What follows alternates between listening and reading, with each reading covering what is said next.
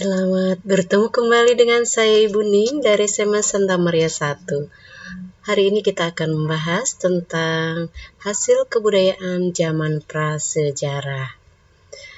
Nah, pada zaman prasejarah itu ada hasil kebudayaan berupa alat-alat dari batu dan juga dari logam. Kita akan melihat satu persatu.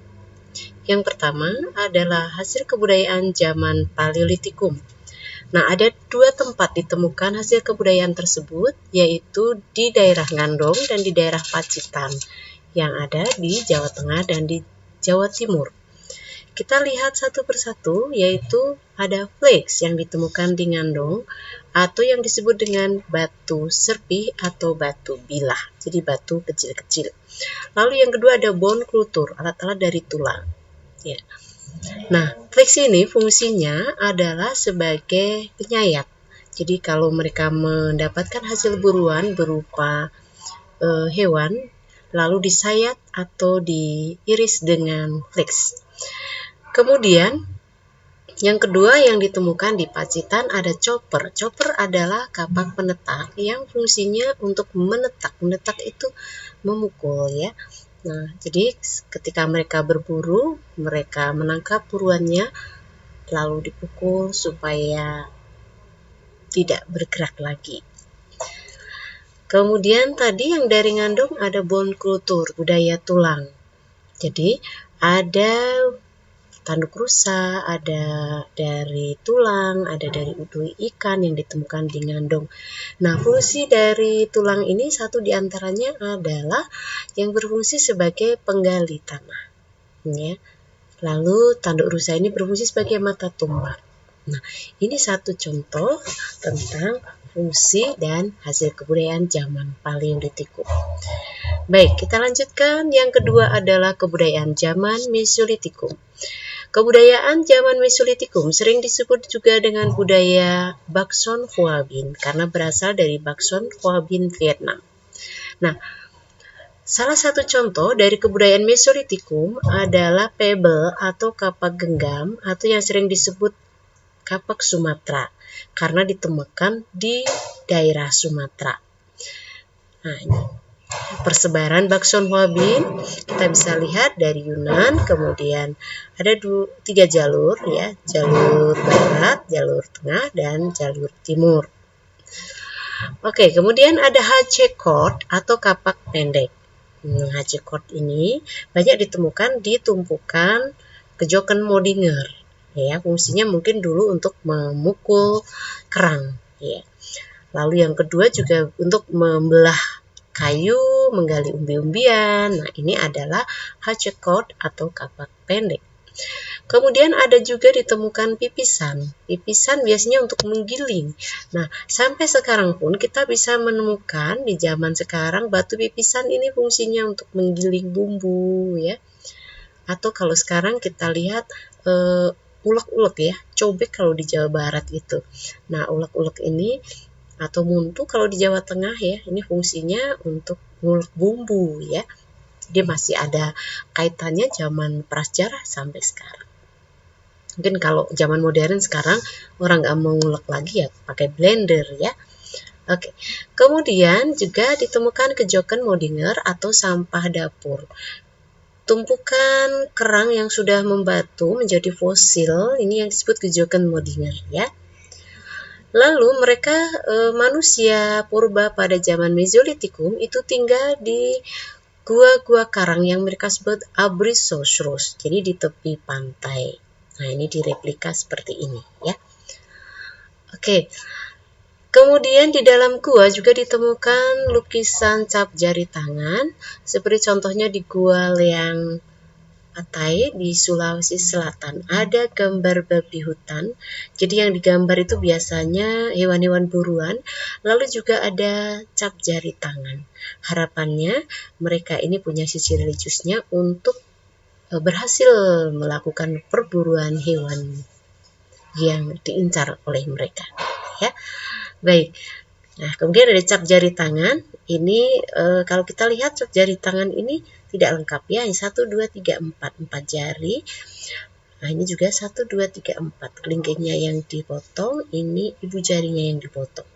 Nah, cap jari tangan ini yang ada di dinding gua ini kalau tidak lengkap merupakan sebagai tanda duka cita bahwa anggota keluarga yang dicintainya sudah meninggal, ya. Oke. Kemudian yang ketiga, kebudayaan zaman Neolitikum. Ada kapak persegi dan ada kapak lonjong. Di Indonesia bagian barat banyak ditemukan kapak persegi, sedangkan di Indonesia timur banyak ditemukan kapak lonjong. Nah, kapak persegi ini ada yang besar, ada yang kecil. Yang besar namanya beliung persegi, fungsinya sebagai cangkul. Sedangkan yang kecil ini sebagai batu asah, tatah atau tarah. Lalu kapak lonjong ini juga ada dua jenis, yang besar dan yang kecil. Yang besar fungsinya sebagai alat kerja. Ya, sedangkan yang kecil fungsinya sebagai jimat. Jadi di Indonesia bagian timur. Bahkan mungkin kalau sekarang ya kapak lonjong kecil ini kita pakai sebagai batu akik kali ya. Itu pada zaman sekarang ya. Oke, nih kapak persegi yang ditemukan di Indonesia bagian barat. Kemudian nah ini beliung persegi yang dipakai sebagai fungsinya kapak pertanian untuk memotong kayu ya, kemudian untuk berfungsi sebagai cangkul. Nah, ini adalah beliung persegi. Lalu juga ditemukan gerabah. Pada zaman Neolitikum itu manusia purba sudah bisa membuat gerabah, yaitu alat-alat dari tanah liat. Ada kendi, ada kuali. Nah, ini peralatan dari tanah liat. Ini mendapatkan pengaruh dari Sahiyun ya. Jadi dari Filipina. Dan ini sampai di Indonesia sampai sekarang pun kita gunakan. Ada poci, ada kendi, ada kuali, ada gentong dan lain sebagainya. Nah, ini gerabah, alat-alat dari tanah liat. Oke, kemudian yang keempat, zaman Megalitikum. Zaman batu yang keempat, zaman Megalitikum. Kita temukan ada yang namanya menhir. Menhir adalah tugu batu untuk memuja roh nenek moyang. Ini menhir, ya. Oke. Kemudian ada dolmen, meja batu, ya, tempat sesaji. Ini namanya dolmen. Oke. Kemudian ada punden berunda. Nah, punden berunda ini fungsinya adalah tempat memuja roh nenek moyang. Kalau di Indonesia justru punden berunda ini sebagai dasar untuk membangun candi. Kalau di zaman sekarang, di zaman Candi Borobudur juga mengikuti punden berunda, ya. Oke, nah ini adalah contoh. Ada punden berunda, ada menhir kecil, ya, untuk memuja roh nenek moyang. Lalu yang keempat ada sarkofagus. Kubur batu berbentuk lesung. Nah, ini adalah sarkofagus ya. Nah, ini yang kita temukan di Indonesia Timur, ada tempat menyimpan jenazah. Dimasukkan seperti itu. Ya. Terus kemudian ada waruga. Kubur batu atau peti batu yang berbentuk segi empat. Nah, beda dengan sarkofagus bentuknya lesung, kalau waruga bentuknya segi empat. Nah, ini di Indonesia Timur sudah banyak. Di Tanah Toraja banyak seperti ini. Ya. Jadi jenazahnya dimasukkan di dalam batu tersebut. Nah, oke. Nah, ini ya, ini adalah waruga yang ditemukan di Jawa Barat. Lalu yang keenam ada arca nenek moyang. Nah, bentuknya masih abstrak ya. Arca nenek moyang ini memang fungsinya untuk memuja roh nenek moyang. Ya, karena zaman Megalitikum sudah mengenal adanya pemujaan terhadap roh nenek moyang atau hewan-hewan besar. Oke, sekarang yang zaman logam. Nah, zaman logam ditemukan ada yang namanya nekara. Nekara terbesar di Indonesia itu yang diameternya 186,5 cm, yang sekarang nekaranya disimpan di Pura Penataran Sosih di Bali ya. Nah, ini nekara bulan Pejeng, Moon of Pejeng ya, detailnya seperti ini. Oke.